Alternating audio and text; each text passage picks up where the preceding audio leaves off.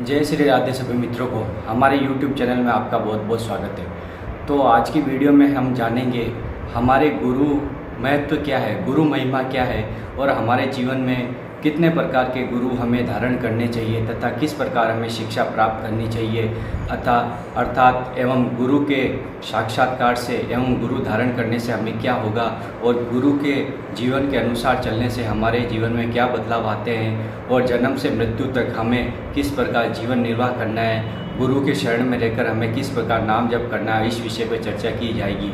तो आप ध्यानपूर्वक समझिए तभी आपको पता चलेगा। तो सबसे पहले हम एक श्लोक के माध्यम से समझेंगे। गुरु बिना भवनिधि तरेन न कोई, जो बिरंची संकर्षम होई। तो इसका भावार्थ ये है कि जो भगवान ब्रह्मा विष्णु शंकर महेश सभी जो भी हमारे ईश्वर है वो सभी गुरु के चरणों में शरण में जाकर उन्होंने भगवत साक्षात्कार किया। वो स्वयं ब्रह्म ही है, लेकिन उन्होंने भी पृथ्वी पर अवतार लेके मनुष्यों को बताया कि गुरु महिमा क्या है। क्योंकि बड़े बड़े जो भी महान संत हुए, भगवान श्री राम, भगवान श्री कृष्ण, ये तो स्वयं परमात्मा ही है। उन्होंने गुरु को धारण करके आगे मार्ग प्रशस्त किया।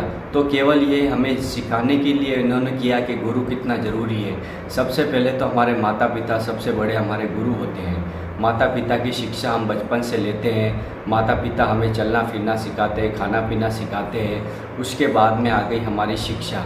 फिर शिक्षा गुरु हमारे स्कूल में पढ़ने जाते हैं, जहाँ भी हम शिक्षा प्राप्त करते हैं वह हमें सांसारिक चीज़ों का पता चलता है तथा सांसारिक जीवन के बारे में हमें पता चलता है और उससे हमें शिक्षा प्राप्त करते हैं। उसके बाद में आ गए आध्यात्मिक गुरु। आध्यात्मिक वो गुरु होते हैं जो अज्ञान का नाश करते हैं, अंधकार को दूर करते हैं और ज्ञान का उजाला प्रकाशित करते हैं। क्योंकि अज्ञान को दूर नहीं होने पर गुरु महिमा का पता नहीं चल सकता। अज्ञान जब उसका नाश हो जाएगा तब उसको पता चल जाएगा कि गुरु की महिमा क्या है। गुरु महिमा इस प्रकार होती है कि गुरु के वचनों पर चलना, उनके आचरणों पर चलना। गुरु ने जो आपको वचन दिया है, गुरु ने आपको जो प्रेरणा दी है, गुरु ने आपको जो वचन कहा है कि इस मार्ग पे चलो, धर्म के मार्ग पे चलो, सत्य के मार्ग पे चलो, उस मार्ग पे चल के आपको जीवन निर्वाह करना है।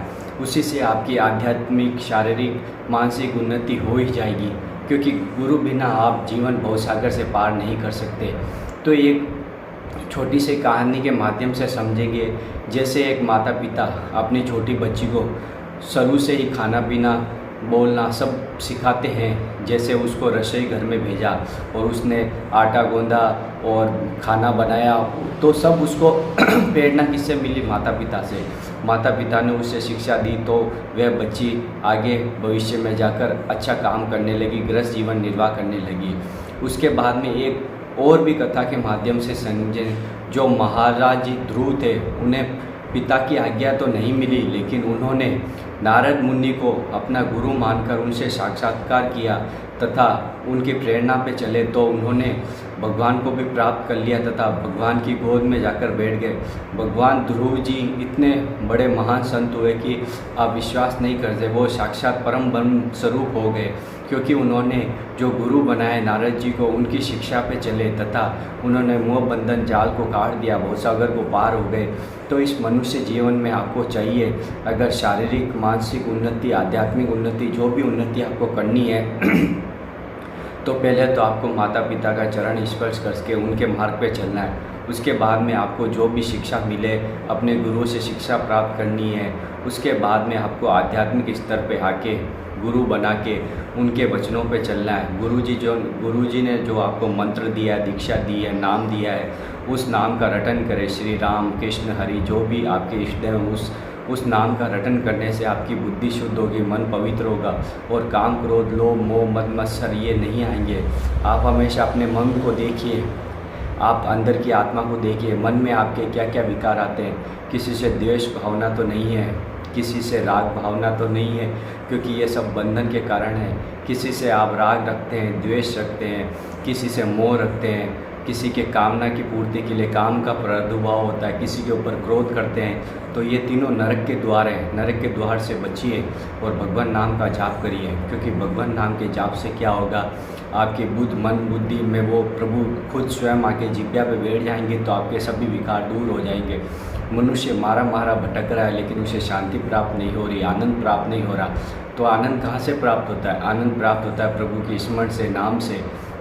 गुरु जी ने जो मंत्र दिया है, नाम दिया, उसका कलयुग में आप निरंतर रटन करते रहिए। उसके बाद में आपको खुद पता चल जाएगा कि आपके मन में जो काम की भावना आ रही है, द्वेष की भावना आ रही है, आप ये सोचते हैं मैं ये भोग लूँ, ये भोग लूँ, ये खा लूँ, ये पी लूँ, तो ये सभी वस्तुएं सही नहीं है, क्योंकि आप देहाभिमान के कारण मान रहे हैं कि मैं शरीर हूँ, लेकिन आप शरीर नहीं हो, आप आत्मा हो और आप परम ब्रह्म स्वरूप हो। आप अपने आत्मा को चिंतन करिए, आपके मन को चिंतन करिए, मेरा मन किधर जा रहा है? भोगों में तो नहीं जा रहा, मेरा मन किस चीज़ की लालसा कर रहा है? क्योंकि मन में जो आपके कल्पना होती है वो ही तदात्म करके वो आपसे करवा ही देता है मन, क्योंकि आपने सोचा ये गलत कार्य है, लेकिन मन आपको ये करवा देता है, तो आपको बहुत ही बड़ा पाप लगता है।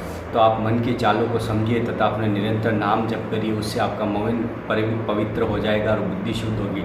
ये वीडियो आपको कैसा लगा? वीडियो को लाइक कर दे, कमेंट कर दे और शेयर कर दे, और चैनल पर नए हैं तो चैनल को सब्सक्राइब जरूर कर दे, क्योंकि ऐसी ही इम्पोर्टेंट आध्यात्मिक वीडियो हम आपके लिए लाते रहते हैं। जय श्री राधे श्याम।